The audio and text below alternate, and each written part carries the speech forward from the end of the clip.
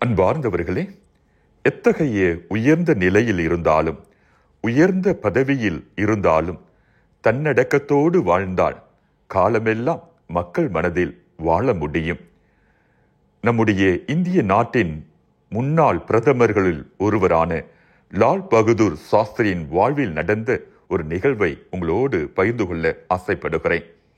உத்தரப்பிரதேச மாநிலத்தில் வாரணாசிக்கு அருகிலே முகல்சராய் என்ற ஊரின் ரயில் நிலையத்திலே ஒரு நாள் இரவு பிளாட்பாரத்தில் ஒரு போர்ட்டர் கடைசி ரயில் சென்ற பிறகு கஸ்டமர் கிடைக்காததால் வீட்டிற்கு புறப்பட்டார்.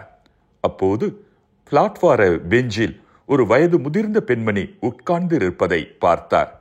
அவர் அருகில் சென்று, அம்மா, நீங்கள் எந்த ஊருக்கு செல்ல வேண்டும் என்று கேட்டார்.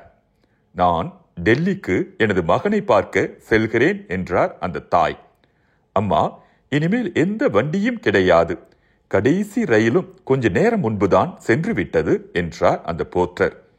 அந்த பெண்மணிக்கு என்ன செய்வது என்று தெரியவில்லை. கவலையுடன் பார்த்தார். அந்த போர்ட்டர் கொஞ்சம் அக்கறையோடு அந்த பெண்மணியை பயணிகளின் அறைக்கு அழைத்து சென்றார். அம்மா, இங்கே இந்த இரவை நீங்கள் கழித்துக் கொள்ளலாம் என்றார்.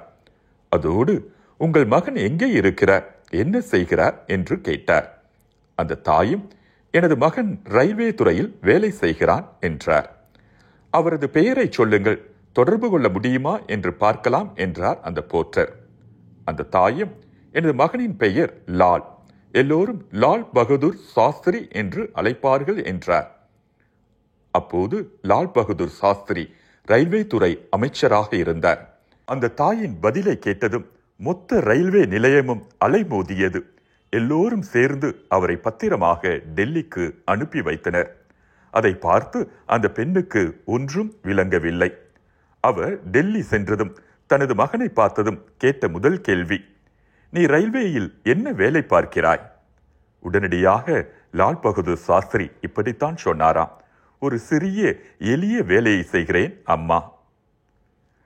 எந்த பதவியில் இருந்தாலும் தன்னடக்கத்தோடு தன்னையே தாழ்த்தி வாழ்கிறவர்கள் காலமெல்லாம் வாழ்வார்கள்.